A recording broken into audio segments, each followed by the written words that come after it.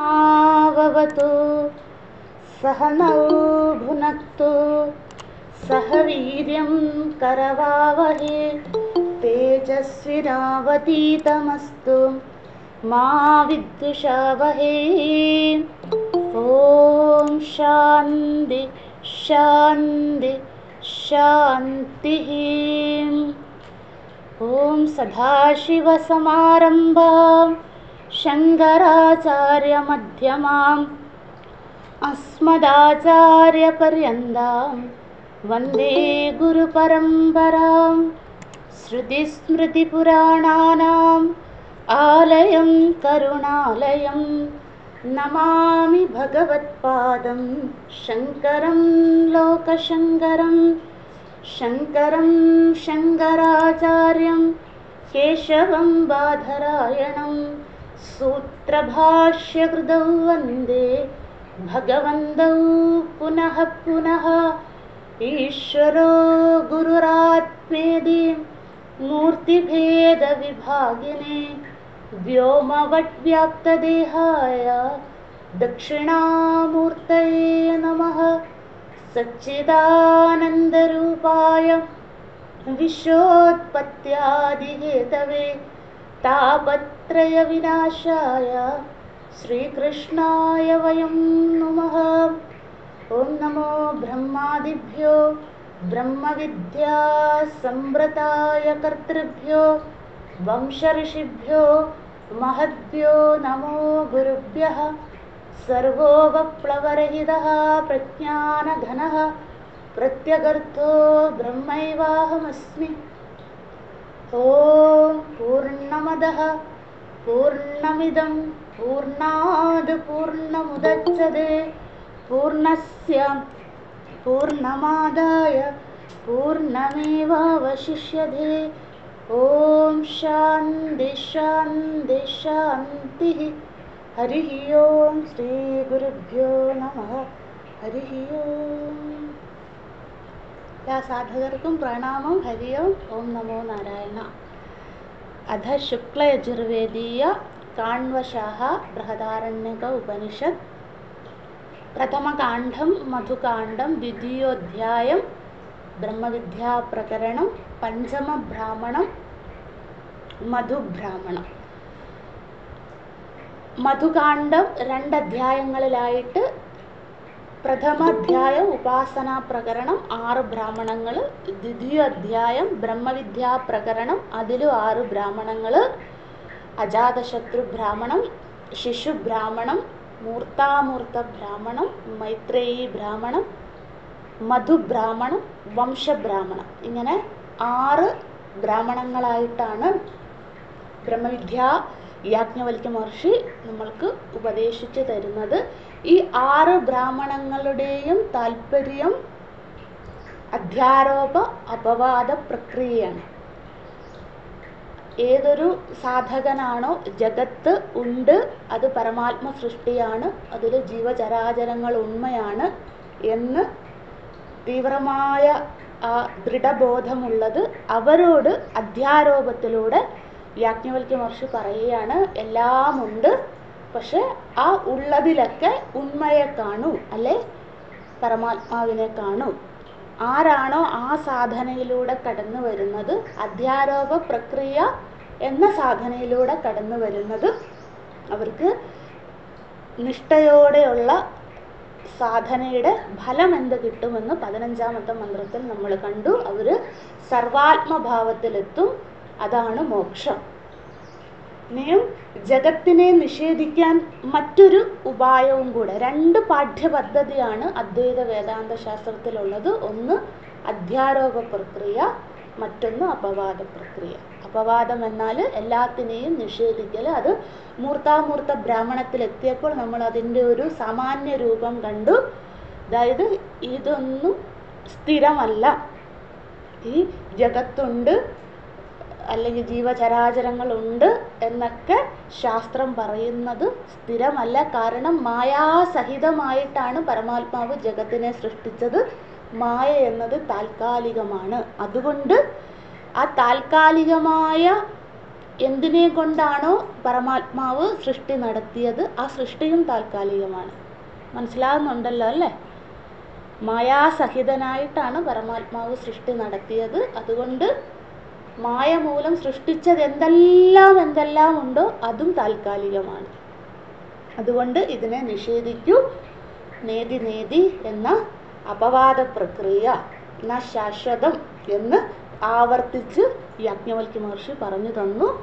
ഒന്നും ശാശ്വതമല്ല. എന്തിനാ അപവാദ പ്രക്രിയ പറയുന്നു? നമ്മൾക്ക് ജഗത്തിനോടും നമ്മുടെ ശരീരത്തിനോടും എന്തെല്ലാത്തിനോടുമാണോ പ്രതിപത്തിയുള്ളത്, താതാത്മ്യമുള്ളത്, അതിനെ നിഷേധിച്ചാൽ അത് മോക്ഷത്തിലേക്ക് നയിക്കും.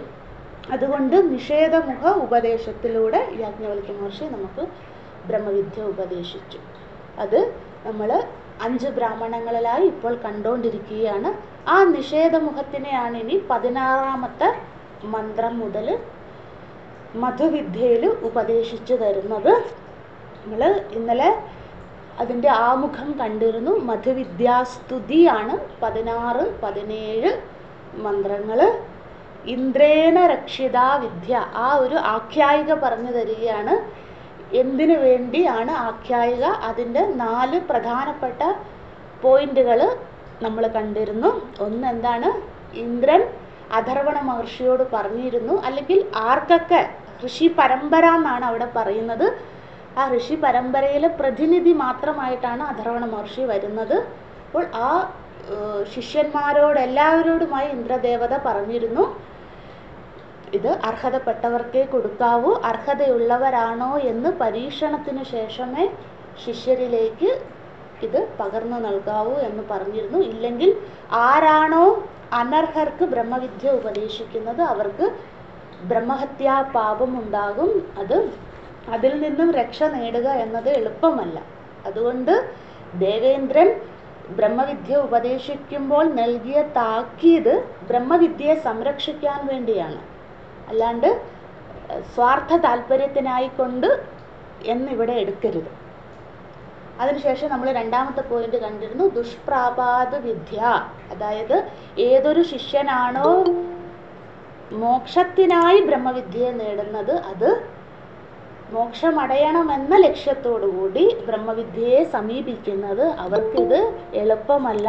ബ്രഹ്മവിദ്യ അടയുക എന്നത് അതിൽ അനേകം വിഘ്നങ്ങളുണ്ടാകും. നമ്മൾ പലയിടത്തും പഠിച്ചിട്ടുണ്ട്, ശ്രേയാർത്ഥി ബഹുവിഘ്നാനേന്ന്. ആരാണോ ശ്രേയസ്സിനായി അർത്ഥിക്കുക എന്ന് വെച്ചാൽ തീവ്രമായി പരിശ്രമിക്കുന്നത്, ശ്രേയാർത്ഥി ബഹുവിഘ്നാനി.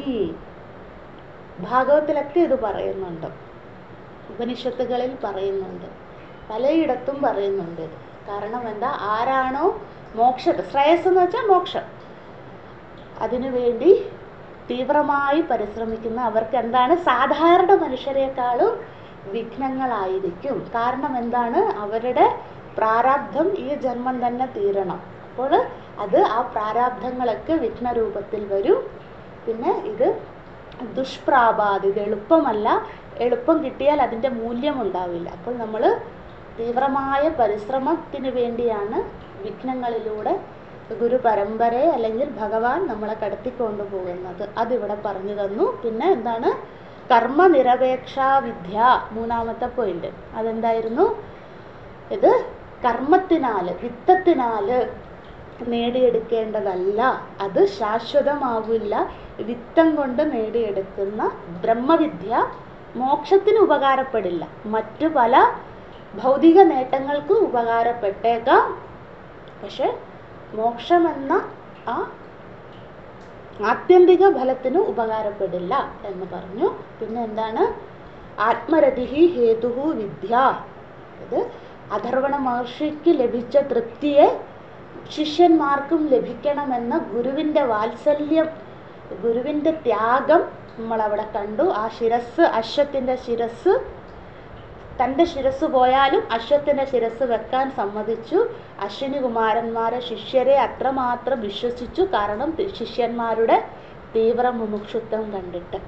അപ്പോൾ ആ താൻ അനുഭവിക്കുന്ന ആനന്ദത്തിന് ശിഷ്യന്മാർക്കും ലഭിക്കണം. അതിന് എന്താണ്?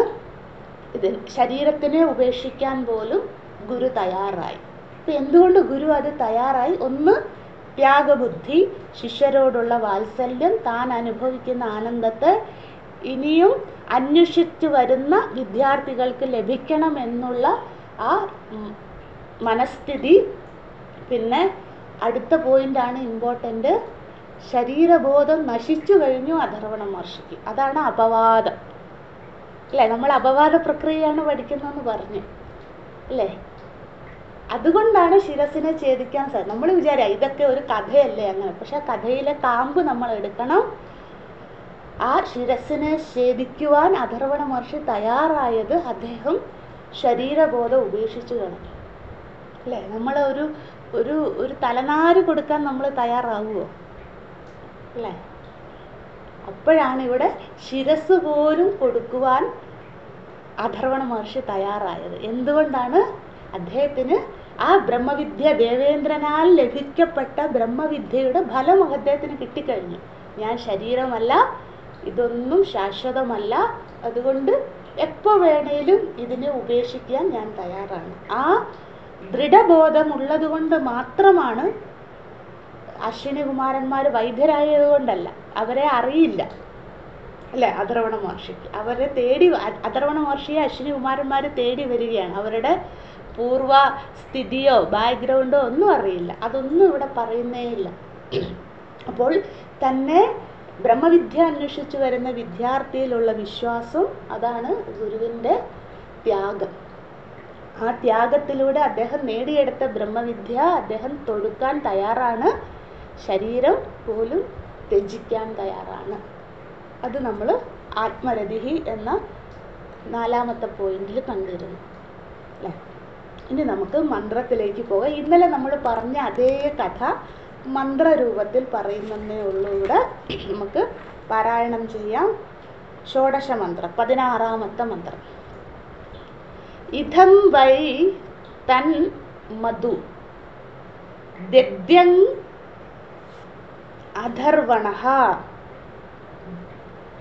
അശുഭ്യാം ഉവാച. ഇതിൽ ഒരു പാഠഭേദമുണ്ട്. ചിലവരുടെ പുസ്തകത്തിൽ ആധർവണഃ എന്ന് കാണും. രണ്ടും ശരിയാണ്, അഥർവണ അല്ലെങ്കിൽ ആധർവണ. സംസ്കൃത പുസ്തകത്തിൽ ഒക്കെ അഥർവണ എന്നാണ് ചിലയിടത്ത് കാണാം.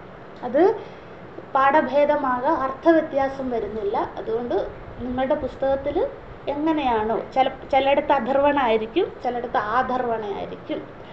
അപ്പോൾ അങ്ങനെ വരാൻ കാരണം അഥർവണ വേദ മന്ത്രദ്രഷ്ട ഇത് ആധർവണ, അതുകൊണ്ടാണ് ആയിക്ക് ദീർഘം വന്നത്. അഥർവണ വേദ മന്ത്രദ്രഷ്ട ഇതി ആധർവണ. അഥർവണ വേദ മന്ത്രങ്ങളെ ദർശിച്ച ആള്, അതായത് ലഭ്യമായ ആള്, തൻ്റെ തപശക്തി കൊണ്ട്, സാധന കൊണ്ട് മന്ത്രങ്ങളെ ലഭ്യമായ ആൾ. അതുകൊണ്ട് അദ്ദേഹത്തിനെ ആധർവണൻ എന്നും വിളിക്കുന്നു. അതുകൊണ്ടാണ് ചില പുസ്തകങ്ങളിൽ ആധർവണ എന്ന ദീർഘമുള്ളത്. അങ്ങനെയും പാരായണം ചെയ്യാം, അല്ലെ അധർവണ എന്നും പാരായണം ചെയ്യാം. ഇതം വൈ തൻ മധു ദദ്യങ് ആധർവണ അല്ലെങ്കിൽ അധർവണ അശുഭ്യാം ഉവാച തദേതത് ഋഷിഃ പശ്യൻ അവോചത് തദ്വാം നരാ സനയേ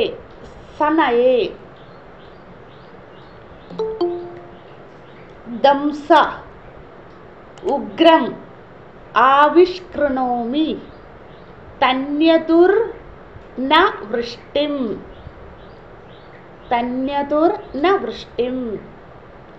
ദദ്യങ് ഹ യന്മധ്വാ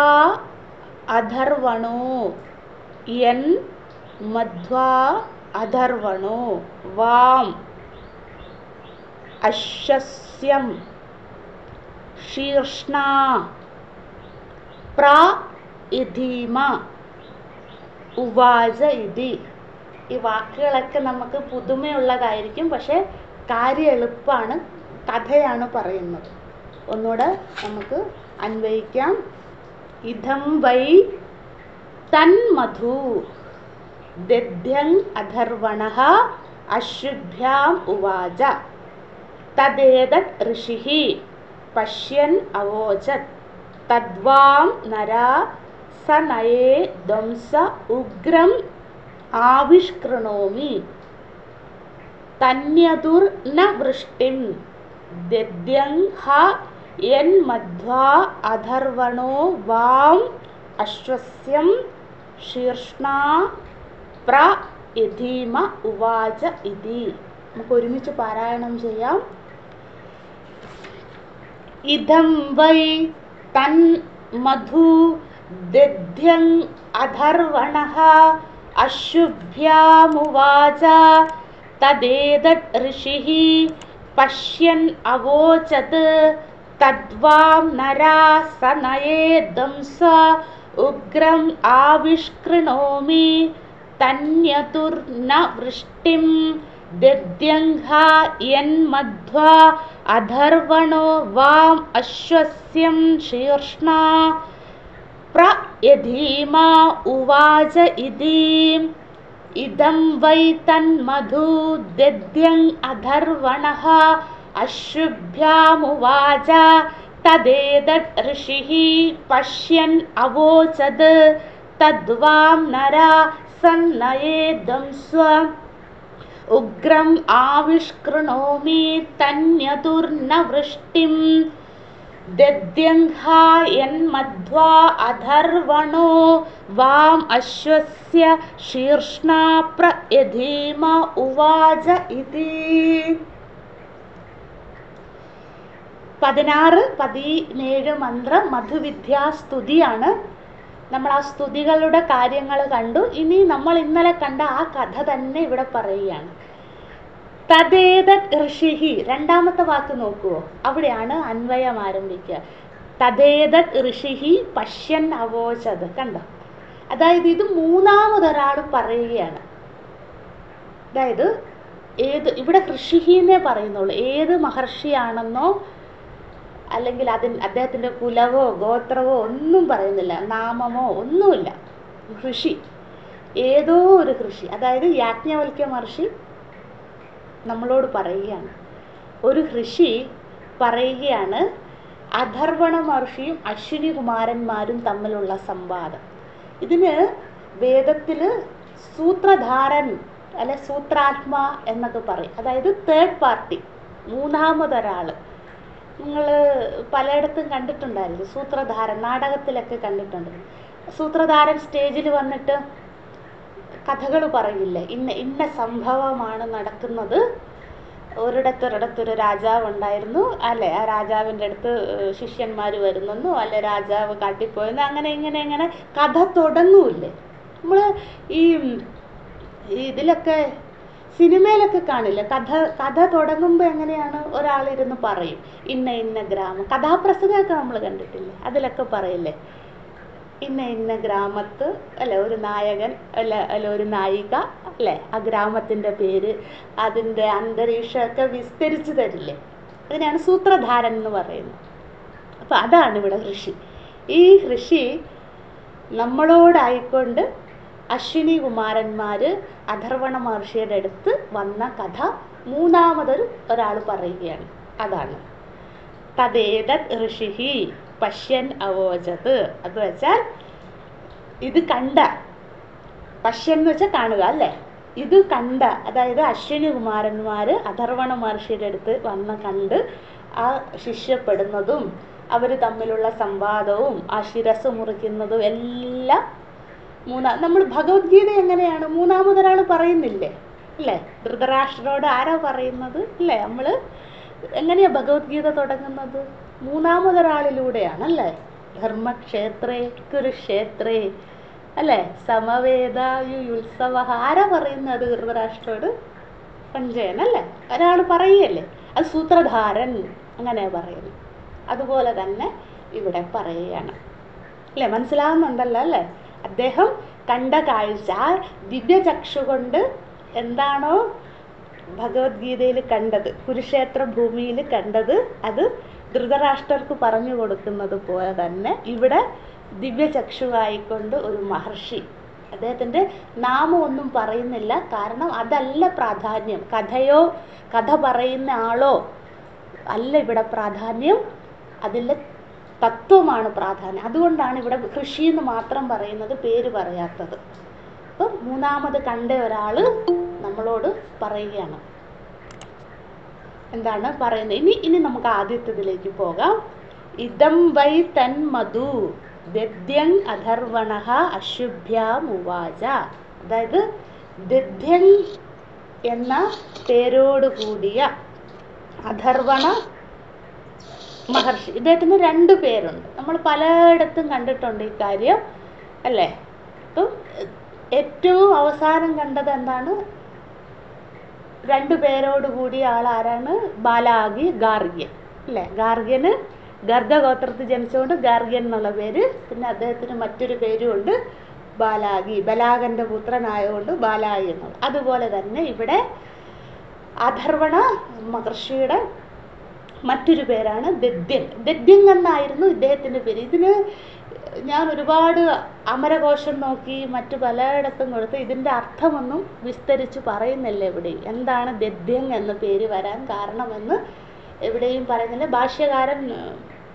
ഭാഷ്യത്തിലും പറയുന്നില്ല ദദ്യൻ എന്നു പേരായ ഒരാൾ. കാരണം ഇവിടെ പേരിനല്ല പ്രാധാന്യം, അതുകൊണ്ട് ദദ്യൻ എന്നൊരു പേരായ ഒരു മഹർഷി. അദ്ദേഹം എന്താണ്?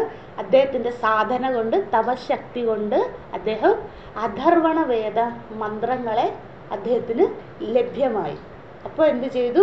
ആ ദദ്യൻ എന്ന പേരോടൊപ്പം ആധരണാർത്ഥം അധർവണൻ അല്ലെങ്കിൽ ആധർവണൻ എന്ന പേരും കൂടെ കൽപ്പിച്ചു കൊടുത്തതാണ്. അദ്ദേഹത്തിൻ്റെ ഒറിജിനൽ നാമം ദദ്യൻ എന്നാണ്. പിന്നെ എന്താണ്? അദ്ദേഹത്തിനോടുള്ള ആധരണാർത്ഥം പിന്നെ എന്താണ്? അധർവണൻ എന്ന പേരും കൂടെ കൊടുത്തു. പിന്നീട് ആ അധർവണ കുലത്തിലുള്ള ആളുകളെയല്ല, അധർവണ വേദം പഠിക്കുന്ന വിദ്യാർത്ഥികൾ, പഠിപ്പിക്കുന്നവർ, അധർവണ വേദത്തെ പാരായണം ചെയ്യുന്നവർ, അധർവണ വേദത്തിലുള്ള യാഗഹോമാദികൾ ചെയ്യുന്നവർ, ഇതിനെ പ്രചാരം ചെയ്യുന്നവരൊക്കെ എന്താണ്? ആധർവണർ എന്നാണ് വിളിക്കുന്നത്. ഇപ്പം ഋഗ്വേദം പഠിക്കുന്നവരെ ഋഗ്വേദികൾ എന്ന് വിളിക്കാറില്ലേ അല്ലേ? അതുപോലെ തന്നെ ആധർവണർ എന്ന് പറയുന്ന ഒരു സമ്പ്രദായ പേരായി മാറിയതാണ്. അപ്പം അതിലെ പ്രഥമ ഋഷിയാണ് ദദ്യൻ. മനസ്സിലാകുന്നുണ്ടല്ലോ അല്ലേ? അധർവണ വേദത്തിലെ പ്രഥമ ഋഷിയാണ് ദദ്യൻ. അദ്ദേഹത്തിന് മന്ത്രദൃഷ്ടാവായതുകൊണ്ട് ആധരണാർത്ഥം അദ്ദേഹത്തിന് എന്ത് പേര് കൽപ്പിച്ചു? ആധർവണൻ അല്ലെങ്കിൽ അധർവണൻ എന്നുള്ള പേര്. അതാണ് ഇവിടെ പറയുന്നത്, ദദ്യൻ ആധർവണഃ. ആ അധർവണ മഹർഷി എന്ത് ചെയ്തു? മധുവിദ്യ, ഇദം വൈ തൻ മധു, മധുവിദ്യയെ ആർക്ക് കൊടുത്തു? അശുഭ്യാം. അശുഭ്യാം എന്ന് വെച്ചാൽ ദിവചനം, അശ്വിനി കുമാരന്മാർക്ക്. അതാണ് അശുഭ്യാം. ഉവാച, ഉവാച എന്ന് വെച്ചാൽ ഉപദേശം കുര്യാതെന്നാണ്. ഉപദേശിച്ചു കൊടുത്തു. എന്തിനെ? മധുവിദ്യയെ. അതാണ് ആദ്യത്തെ പദം. അപ്പം നമ്മളോട് സൂത്രധാരൻ പറയുകയാണ്, അശ്വിനി കുമാരന്മാർക്ക് ദദ്യൻ അധർവണ മഹർഷി എന്ത് ചെയ്തു? മധുവിദ്യയെ ഉപദേശിച്ചു കൊടുത്തു എന്ന് ആര് പറഞ്ഞു? പശ്യൻ അവോചൻ, ഋഷി. ഇത് കണ്ട ദർശിച്ച ഋഷി നമ്മളോട് പറയുകയാണ്. എന്നിട്ട് ആ മധുവിദ്യയുടെ നമ്മൾ ഇന്നലെ പറഞ്ഞ കഥയിലേക്ക് വീണ്ടും തുടങ്ങുക. അതിൻ്റെ തുടർച്ചയാണ്. തദ്വാം നര സനയേ ദംസം ഉഗ്രം ആവിഷ്കൃണോമി തന്യതുർ ന വൃഷ്ടിം. അതായത് നര എന്ന് വെച്ചാൽ ഇവിടെ അശ്വിനി കുമാരന്മാരെയാണ് പറയുന്നത് കേട്ടോ. സാധാരണ നമ്മൾ മനുഷ്യൻ എന്നുള്ള അർത്ഥമല്ല ഇവിടെ. സാധാരണ നരൻ എന്ന് വെച്ചാൽ മനുഷ്യൻ എന്നാണ് നമ്മൾ പറയാറ്. ഇവിടെ നര എന്നതിന് ശിഷ്യ എന്നാണ് അർത്ഥം. അതായത് നരലോകത്ത്, ദേവലോകത്ത് നിന്നും, ശ്രദ്ധിക്കണേ, ദേവലോകത്ത് നിന്നും ദേവവൈദ്യരായ അശ്വിനി കുമാരന്മാർ ഭൂലോകത്ത് വന്ന് അധർവണ മഹർഷിയിൽ ശിഷ്യപ്പെട്ട് നരരൂപത്തിൽ പഠിക്കുന്നു. നരരൂപം എന്ന് വെച്ചാൽ ശിഷ്യഭാവത്തിൽ പഠിക്കുന്നു. അപ്പോൾ അവിടെ നര എന്ന് വെച്ചാൽ ആരെയാ പ്രതിനിധീകരിക്കുന്ന? അശ്വിനി കുമാരന്മാർ. അപ്പം അവര് നരലോകത്തെത്തി. കാരണം അധർവണ മഹർഷി ഇവിടെയാണല്ലോ, ഭൂലോകത്ത്. അപ്പം ദേവലോകത്തു നിന്ന് അവരെത്തി. അവിടെ എന്നും ശിഷ്യഭാവത്തിൽ ബ്രഹ്മവിദ്യയ്ക്കായി വന്നു. അതാണ്. അപ്പം മധുവിദ്യയെ ഈ നരന്മാര് അശ്വിനി കുമാരന്മാരാരാ ഈ ദദ്യൻ അല്ലെങ്കിൽ അഥർവണ മഹർഷിയുടെ അടുത്തു നിന്ന് പഠിക്കുന്നു. പക്ഷെ അപ്പോഴെന്ത് ചെയ്യുന്നു? ബ്രഹ്മവിദ്യ പഠിക്കുവാനായി അവർക്ക് ബുദ്ധിമുട്ടുണ്ടായി. കാരണം അഥർവണ മഹർഷി പറഞ്ഞു, ദേവേന്ദ്രൻ്റെ ഒരു മുന്നറിയിപ്പുണ്ട്, ഇത് അനർഹർക്ക് കൊടുക്കരുത്, പരീക്ഷണങ്ങളിലൂടെയേ കൊടുക്കാവുള്ളൂ, ഇത് ഞാൻ കൊടുത്തു എന്നറിഞ്ഞാൽ നിങ്ങളുടെ ശിരസ് ഛേദിക്കുമെന്നുള്ള മുന്നറിയിപ്പുണ്ട്, അതുകൊണ്ട് എനിക്ക് പറ്റില്ല, ഈ കാര്യങ്ങളൊക്കെ പറഞ്ഞു. അപ്പോഴെന്ത് ചെയ്തു? ഇത് ആ വലിയ കഥയെ ഉപനിഷത്ത് നീട്ടി പറയുന്നില്ല, അതൊക്കെ വിട്ടിട്ട് ഉഗ്രം ആവിഷ്കരണോമി എന്ന് മാത്രമേ പറയുന്നുള്ളൂ. അതായത് ഉഗ്രമായ കർമ്മം ഈ നരന്മാർ ശിഷ്യന്മാർ അശ്വിനി കുമാരന്മാർ ചെയ്തു. അപ്പം നമ്മൾ ബാക്കി കഥകളൊക്കെ ഇവിടെ കൂട്ടിച്ചേർത്തോണം. അവർ തമ്മിലുള്ള സംവാദം, ബ്രഹ്മവിദ്യയെ തീവ്ര മുമുക്ഷുത്വത്തോടുകൂടി ചോദിക്കുന്നു.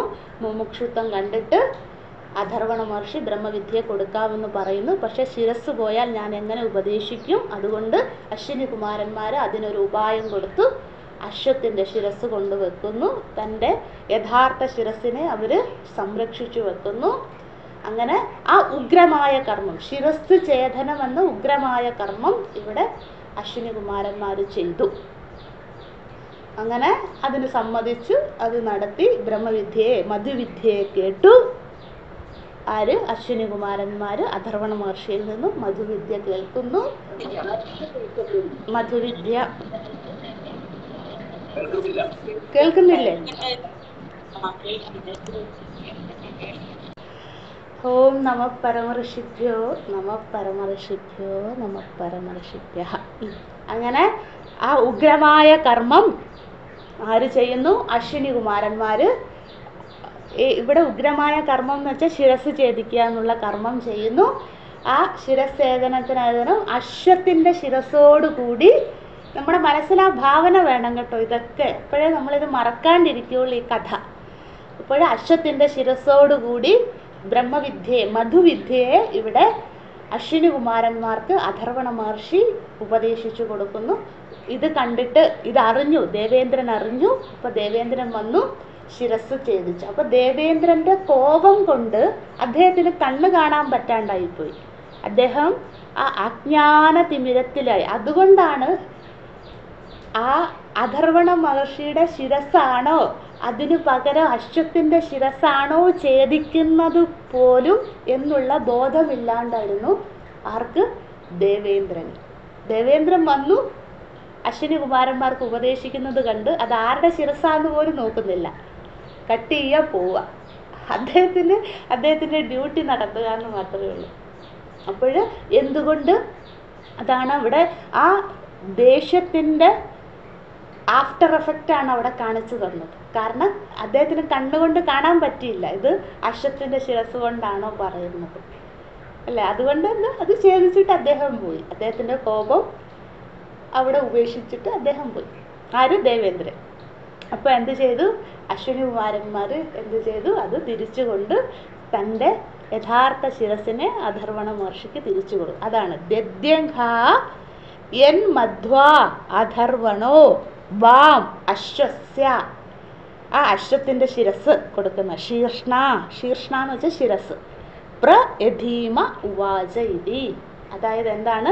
ദദ്യൻ എന്ന പേരായ അഥർവണ മഹർഷിക്ക് അശ്വത്തിൻ്റെ തലയോടുകൂടി അശ്വിനി കുമാരന്മാർക്ക് ബ്രഹ്മവിദ്യ ഉപദേശിച്ചു കൊടുത്തു. അതിനുശേഷം ദേവേന്ദ്രൻ അതിനെ ഛേദിക്കുന്നു. അതിനുശേഷം എന്ത് ചെയ്തു? അശ്വിനി കുമാരന്മാർ ആ യഥാർത്ഥ ശിരസിനെ അഥർവണ മഹർഷിക്ക് തിരികെ ഏൽപ്പിക്കുന്നു. അതാണ് പ്രയധീമ ഉവാച. അതായത് ആ ബ്രഹ്മവിദ്യയെ ഉപദേശിച്ചു കൊടുത്തതിന് അനന്തരമാണ് ഈ സംഭവങ്ങളെല്ലാം നടമാടിയത് എന്ന് പറയുക. ആ കഥ തന്നെ വളരെ ചുരുക്കി മൂന്നാമതൊരാൾ സൂത്രധാരൻ നമ്മളോട് വിവരിച്ചു തന്നു. ഇദ്ദേഹം കണ്ടിട്ട് നമ്മളോട് പറയുകയാണ് ഇന്ന ഇന്ന കാര്യങ്ങളാണ് ഇവിടെ നടന്നത് എന്ന് പറഞ്ഞു. ഇനി അതിൻ്റെ തുടർച്ചയാണ്. നമുക്ക് അടുത്ത മന്ത്രത്തിലേക്ക് പോകുന്നതിന് മുമ്പ് നിങ്ങൾ മൃഡാനന്ദ സ്വാമിയുടെ പുസ്തകം ഉള്ളവരെടുക്കുക, പേജ് 189. മൃഡാനന്ദ സ്വാമിയുടെ പുസ്തകം ഉള്ളവരെടുക്കുക, പേജ് 189. അതിൽ നിങ്ങൾ ആ കഥ വായിച്ചു നോക്കണം. നമ്മൾ ഇന്നലെ പറഞ്ഞ അതേ കഥ തന്നെ ഇവിടെ സ്വാമിജിയും വിസ്തരിച്ച് പറയുന്നുണ്ട്. അതിൽ ഒരു കൺഫ്യൂഷൻ ഉണ്ട്. അതുകൊണ്ട് ആ കാര്യം ഒന്ന് പറഞ്ഞിട്ട് മുന്നോട്ട് പോകാം. എല്ലാവരും എടുത്തെന്ന് വിചാരിക്കുന്നു. പേജ് 189, 189. ഞങ്ങൾ അങ്ങയെ ഇന്ദ്രനിൽ നിന്നും രക്ഷിച്ചു കൊള്ളാം എന്ന് അശ്വിനികൾ പറഞ്ഞു, അല്ലേ? ആ പേജ് തുടങ്ങുന്നിടവേ, എന്നെ നിങ്ങൾ എങ്ങനെ ഇന്ദ്രനിൽ നിന്നും രക്ഷിക്കും എന്ന് വീണ്ടും ബ്രാഹ്മണൻ ചോദിച്ചു. ഇവിടെ ബ്രാഹ്മണൻ എന്ന് വെച്ചാൽ ദദ്യൻ അഥർവണ മഹർഷിയാണ് ഇവിടെ ഉദ്ദേശിക്കുന്നത്. അല്ലാണ്ട് നമ്മൾ പറയുന്ന സാമാന്യ വ്യവഹാര അർത്ഥത്തിലെ ബ്രാഹ്മണൻ എന്നല്ല. നമ്മൾ അജാതശത്രു ബ്രാഹ്മണത്തിലും ബ്രാഹ്മണ ധർമ്മം പഠിച്ചതാണ്. ആ ധർമ്മത്തോടു കൂടിയ ആള്, അതാണ് ഇവിടെ ബ്രാഹ്മണൻ എന്ന് ഉദ്ദേശിക്കുന്നത്, അല്ലെ? ബ്രാഹ്മണ ധർമ്മം, ക്ഷത്രിയ ധർമ്മമൊക്കെ നമ്മൾ പഠിച്ചില്ലേ? അധ്യയനം, അധ്യാപനം ഇത്യാദികളൊക്കെ. അത് ആ ധർമ്മത്തെ പാലിക്കുന്നവനാണ് ദദ്യൻ എന്ന അഥർവണ മഹർഷി. അതുകൊണ്ടാണ് ഇവിടെ മൃഡാനന്ദ സ്വാമിജി ബ്രാഹ്മണൻ എന്ന് ഉദ്ദേശിക്കുന്നത്. അവർ പറഞ്ഞു, അങ്ങ് ഞങ്ങളെ അത് കണ്ടോ എന്ന് വീണ്ടും ബ്രാഹ്മണൻ ചോദിച്ചു. അവർ പറഞ്ഞു, അവർ എന്ന് പറഞ്ഞാൽ അശ്വിനി കുമാരന്മാർ പറഞ്ഞു, അങ്ങ് ഞങ്ങളെ ഉപനയിച്ചു കഴിഞ്ഞാൽ, അവിടെ എഴുതിക്കോളൂ, ഉപനയിക്കുക എന്ന് വെച്ചാൽ ശിഷ്യരായി സ്വീകരിച്ചു കഴിഞ്ഞാൽ എന്നാണ്. അങ്ങ് ഞങ്ങളെ ഉപനയിച്ചു കഴിഞ്ഞാൽ എന്ന് സ്വാമിജി ഉദ്ദേശിക്കുന്നത്, അതായത് മൃഡാനന്ദ സ്വാമിജി തൻ്റെ വ്യാഖ്യാനത്തിൽ ഉദ്ദേശിക്കുന്നത്, അങ്ങ് ഞങ്ങളെ ശിഷ്യരായി സ്വീകരിച്ചു കഴിഞ്ഞാൽ, അതായത് അശ്വിനി കുമാരന്മാർ അഥർവണ മഹർഷിയോട് പറയുകയാണ്, അങ്ങ് ഞങ്ങളെ ശിഷ്യരായി സ്വീകരിച്ചു. അതാണ് ഉപനയിച്ചു കഴിഞ്ഞാൽ. സാധാരണ ശിഷ്യരാണ് ഗുരുവിനെ ഉപനയിക്കുന്നത്. അപ്പോൾ ഇവിടെ ഉപനയിക്കുക എന്ന വാക്കുകൊണ്ട് അശ്വിനി കുമാരന്മാർ ഉദ്ദേശിക്കുന്നത് ശിഷ്യരായി ഏറ്റെടുത്തു കഴിഞ്ഞാൽ, അല്ലെ സ്വീകരിച്ചു കഴിഞ്ഞാൽ ഉടൻ തന്നെ ഞങ്ങൾ അങ്ങയുടെ ശിരസ് ഛേദിക്കും, അതിനുശേഷം അനന്തരം കുതിരയുടെ ശിരസ് കൊണ്ട് വെക്കും. അങ്ങനെ അങ്ങനെ ആ കഥ ഇങ്ങനെ പറയുകയാണ്. ക്ലാസ് കഴിഞ്ഞിട്ട് സമയമുള്ളപ്പോൾ നിങ്ങളിത് വായിച്ചു നോക്കണം. അത് കഴിഞ്ഞ് കുറച്ചുകൂടെ ഇങ്ങോട്ട് വന്ന് ഞാനത് മുഴുവൻ വായിക്കാം. അനന്തരം ഒരു കുതിരയുടെ ശിരസ് കൊണ്ടുവന്ന് അങ്ങയുടെ ശിരസിന് പകരം വെക്കും. ആ ശിരസ് കൊണ്ട് അങ്ങ് ഞങ്ങൾക്ക് പറഞ്ഞു തരണം. അപ്പോൾ ആ ശിരസ് ഇന്ദ്രൻ ഛേദിക്കും. അനന്തരം ഞങ്ങൾ അങ്ങയുടെ സ്വന്തം ശിരസ് കൊണ്ടുവന്ന് അങ്ങയുടെ കഴുത്തിൽ വെച്ച് ഇപ്പോഴത്തെ പോലെ ശരിയാക്കും. അതുകൊണ്ട് അത് ഇൻവേർട്ടഡ് കോൺമയിലാണ്, അതായത് അശ്വിനികളുടെ ഡയലോഗാണ് അത്. അശ്വിനികൾ പറഞ്ഞത് കേട്ട് തൃപ്തനായ ബ്രാഹ്മണൻ അഥർവണ മഹർഷി എന്നാൽ അങ്ങനെയാകട്ടെ എന്ന് സമ്മതിച്ചു. അവരെ ഉപനയിച്ചു എന്ന് വെച്ചാൽ ശിഷ്യരായി ഏറ്റെടുത്തു എന്നാണ് അവിടെ അർത്ഥം. ശിഷ്യരായി സ്വീകരിച്ചു എന്നാണ്. അപ്പോൾ ഒരു കൺഫ്യൂഷൻ ഉണ്ടാകരുത്. ഉപനയനം എന്ന് വെച്ചാൽ ഇത്രയും കാലം നമ്മൾ പഠിച്ചത് ശിഷ്യർ ഗുരുവിൻ്റെ അടുത്ത് ഗുരുപസത്തി നടത്തുന്നതിനെയാണ്. അപ്പം ആ ശിഷ്യഭാവത്തിൽ ഏറ്റെടുക്കുന്നതിനെയാണ് ഇവിടെ ഉപനയിച്ചു എന്നതുകൊണ്ട് സ്വാമിജി ഉദ്ദേശിക്കുന്നത്. ഉപനയിച്ചു. ഉടൻ തന്നെ അവർ അദ്ദേഹത്തിൻ്റെ കഴുത്തറുത്ത് വേറെ ഒരിടത്ത് കൊണ്ടുപോയി സൂക്ഷിച്ചു. പിന്നെ ആ ഒരു കുതിരയുടെ കഴുത്ത് കൊണ്ടുവന്ന് പകരം വെച്ചു. ആ ശിരസ് കൊണ്ട് അദ്ദേഹം അവർക്ക് വിദ്യ എന്ന് വെച്ചാൽ മധുവിദ്യ ഉപദേശിച്ചു കഴിഞ്ഞ ഉടൻ ഇന്ദ്രൻ ആ ശിരസ് മുറിച്ചു കളഞ്ഞു. അനന്തരം അശ്വിനികൾ അദ്ദേഹത്തിൻ്റെ സ്വന്തം ശിരസ് കൊണ്ടുവന്ന് കഴുത്തിൽ വെച്ച് ശരിപ്പെടുത്തി. ആത്മജ്ഞാന സ്വരൂപമായ മധുവിനെ, അവിടെ ഒരു തിരുത്തുണ്ട്, മധുവിദ്യയെന്നാക്കുക. ആത്മജ്ഞാന രൂപമായ മധുവിദ്യയാണ്. വിദ്യ എന്നുള്ള വാക്ക് അവിടെ ഇല്ല, കൂട്ടിച്ചേർക്കുക. അല്ലേ? മനസ്സിലാകുന്നുണ്ടെന്ന് വിചാരിക്കുന്നു. ആത്മജ്ഞാന രൂപമായ മധുവിനെയാണ്, മധുവിദ്യയാണ് ദദ്യം. മധുവിനെ പറഞ്ഞു കൊടുത്തില്ല. മധു എന്ന് വെച്ചാൽ എന്താ? കർമ്മഫലമാണ്. കർമ്മഫലത്തിൽ നിന്ന് എങ്ങനെ രക്ഷ നേടണം എന്നുള്ള വിദ്യയാണ് ഇവിടെ പഠിക്കുന്നത്. അതുകൊണ്ട് അത് മിക്കവാറും പ്രിന്റിംഗ് മിസ്റ്റേക്ക് ആകാനാണ് സാധ്യത. ഭാഷ്യത്തിലും മധുവിദ്യ എന്ന് തന്നെയാണ് പറഞ്ഞിരിക്കുന്നത്. അതുകൊണ്ട് ദയവായി തിരുത്തുക. മധുവിദ്യയെ, ആത്മജ്ഞാന രൂപമായ മധുവിദ്യയാണ് ദദ്യൻ എന്ന അഥർവണ ബ്രാഹ്മണൻ കുതിരയുടെ ശിരസ് കൊണ്ട് അശ്വിനികൾക്ക് പറഞ്ഞു കൊടുത്തത്.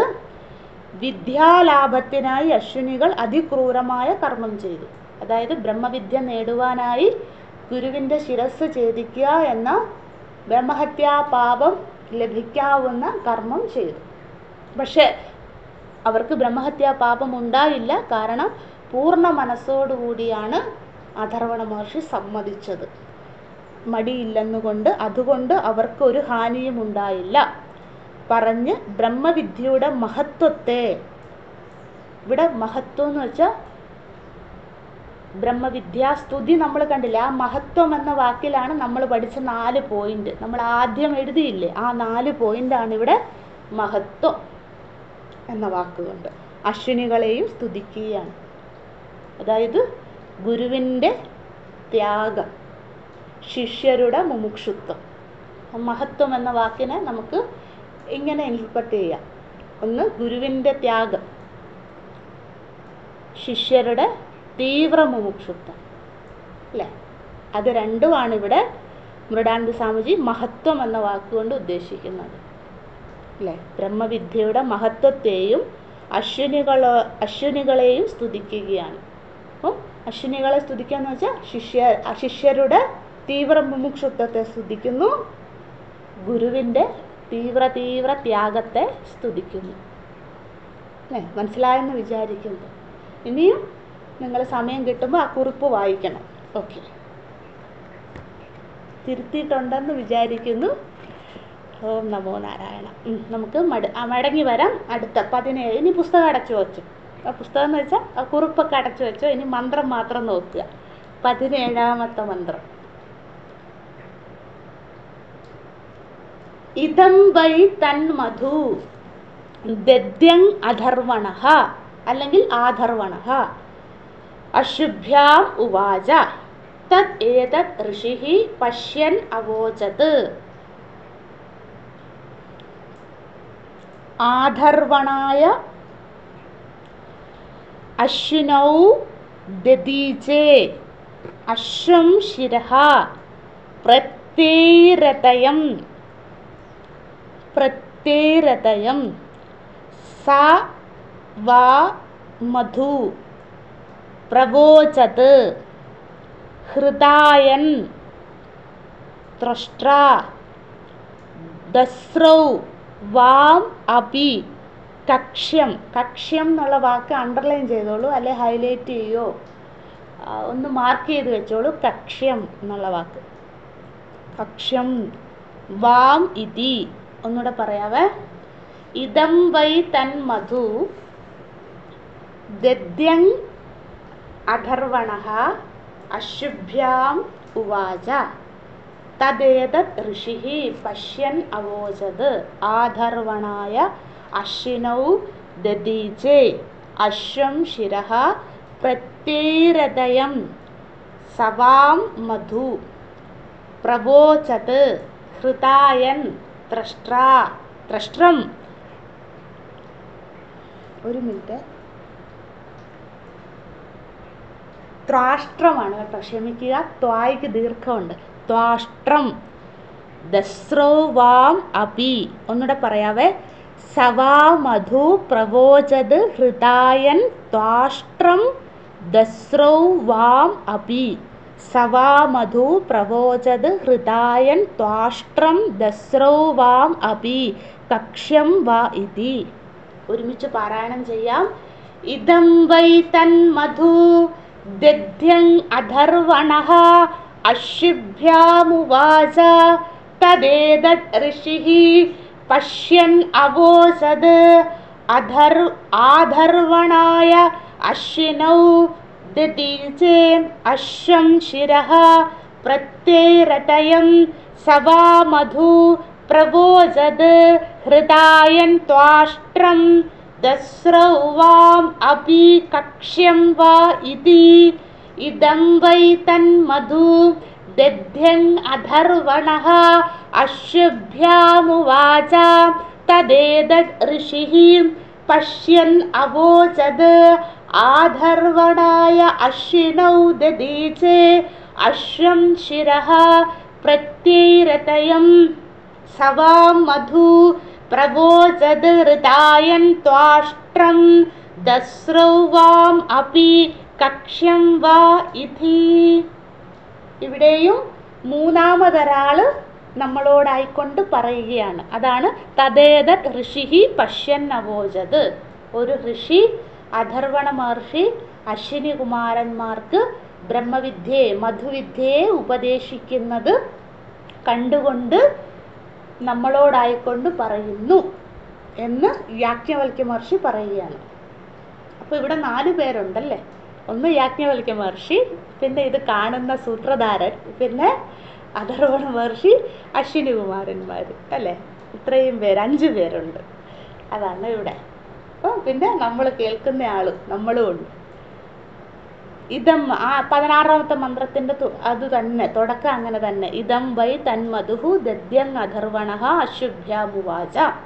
ദദ്യങ് എന്നു പേരായ അഥർവണ മഹർഷി അശ്വിനി കുമാരന്മാർക്ക് മധുവിദ്യയെ ഉപദേശിക്കുന്നത് മറ്റൊരു ഋഷി കണ്ടുകൊണ്ട്, നിങ്ങൾക്ക് ഇഷ്ടമുള്ള പേര് കൊടുക്കാം ആ മഹർഷിക്ക്. കാരണം ഇവിടെ പ്രത്യേകിച്ചൊരു നാമം കൽപ്പിച്ചു കൊടുത്തിട്ടില്ല ഉപനിഷത്ത്. അല്ലെങ്കിൽ നമ്മൾ ഒന്നും അറിയാത്ത ആളല്ല യാജ്ഞവൽക്യ മഹർഷി. യാജ്ഞവൽക്യ മഹർഷിക്ക് പേരിടാം, കൊടുക്കാം, ഇവിടെ അഭിസംബോധന ചെയ്യുകയൊക്കെ ചെയ്യാം. പക്ഷെ അതൊന്നും ചെയ്തില്ല യാജ്ഞവൽക്യ മഹർഷി. അതിൻ്റെ അർത്ഥം അതല്ല പ്രാധാന്യം. എന്താണോ ബ്രഹ്മവിദ്യ ഉപദേശിക്കുന്നത് അതിലെ ഗുരുവിൻ്റെയും ശിഷ്യരുടെയും ത്യാഗവും മുമുക്ഷുത്വവും അധികാരവും അതൊക്കെയാണ് പ്രാധാന്യം. അതുകൊണ്ടാണ് ഇവിടെ നാമം പറയാത്തത്. അങ്ങനെ മൂന്നാമതൊരു ഋഷി കണ്ടു പറയുന്നു. ഇനി അതിൻ്റെ തുടർച്ചയാണ്. ആധർവണായ അശ്വിനോ ദദീജേ അശ്വം ശിരഃ പ്രത്യതരം. അതായത് ആധർവണ മഹർഷി അല്ലെങ്കിൽ അഥർവണ മഹർഷി, ഒന്നാമത്തെ ആളെ അഥർവണൻ എന്നാണ് പറയുന്നത്. പിന്നീടുള്ള ആ പരമ്പരയാണ് ആധർവണം എന്ന് പറയുന്നത്, ആധർവണ ഗോത്രം എന്ന് പറയുന്നത്. ആ അഥർവണ വേദ മന്ത്ര ദ്രഷ്ടാവാണ് അഥർവണ മഹർഷി. പിന്നെ അഥർവണ വേദ പഠിതാക്കൾ, ആചാര്യന്മാർ, അവരെയൊക്കെ ആധർവണർ എന്ന് പറയുന്നു. അപ്പോൾ ഇത് കൺഫ്യൂഷൻ ഉണ്ടാകരുത്. ചിലയിടത്ത് ദീർഘമുണ്ട്, ചിലയിടത്ത് ദീർഘമില്ല.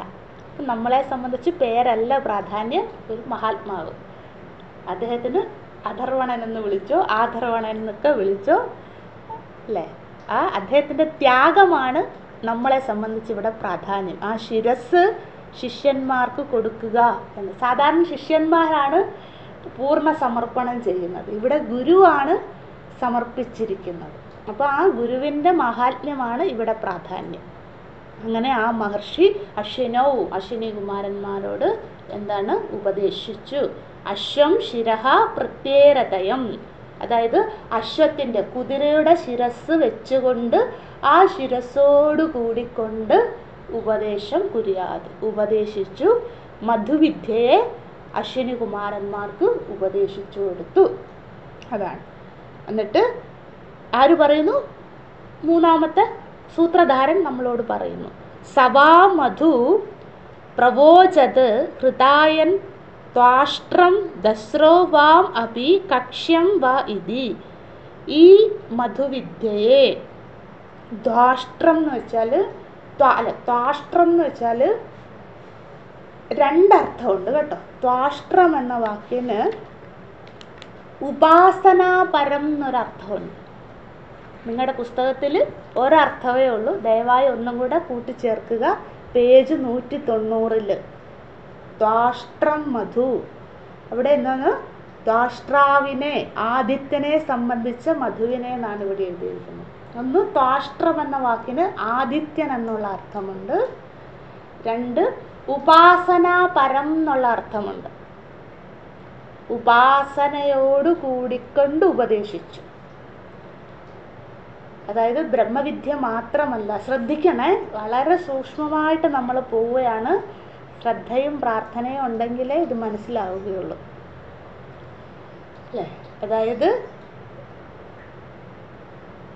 അഥർവണ മഹർഷി അശ്വിനി കുമാരന്മാരോട് മധുവിദ്യയെ ഉപദേശിക്കുമ്പോൾ അതിൽ ഉപദേശം മാത്രമല്ല, മധുവിദ്യയെ എങ്ങനെയാണ് നിങ്ങൾ നേടിയെടുക്കേണ്ടത് എന്ന ഉപാസനകളും പറഞ്ഞു കൊടുക്കുന്നു. അതായത് ശിഷ്യരെ അധികാരിയാക്കിക്കൊണ്ടാണ് അഥർവണ മഹർഷി ബ്രഹ്മവിദ്യയെ കൊടുത്തത്. അല്ലാണ്ട് വെറുതെ അങ്ങ് ഉപദേശിക്കുകയല്ല, ബ്രഹ്മസത്യം ജഗത് മിഥ്യ അത്ര ഉപദേശിച്ചിട്ട് പോവല്ല ചെയ്തത്.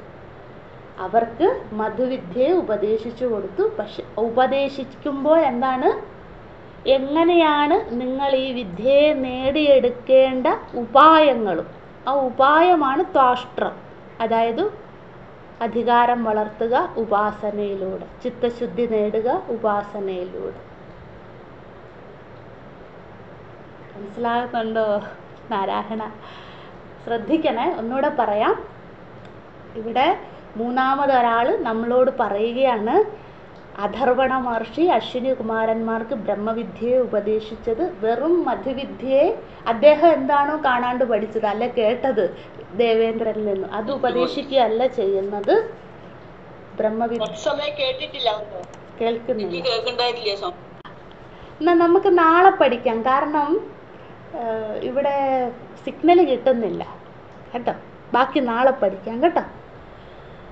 ഓം നമ പരമർഷിഭ്യോ നമ പരമർഷിഭ്യോ നമ പരമർഷിഭ്യ. ഓം നമോ ബ്രഹ്മാദിഭ്യോ ബ്രഹ്മവിദ്യാ സംവൃതായ കർത്തൃഭ്യോ വംശർഷിഭ്യോ മഹദ്ഭ്യോ നമോ ഗുരുഭ്യഃ. സർവോവപ്ലവരഹിതഃ പ്രജ്ഞാനഘനഃ പ്രത്യഗർത്ഥോ ബ്രഹ്മൈവാഹമസ്മി.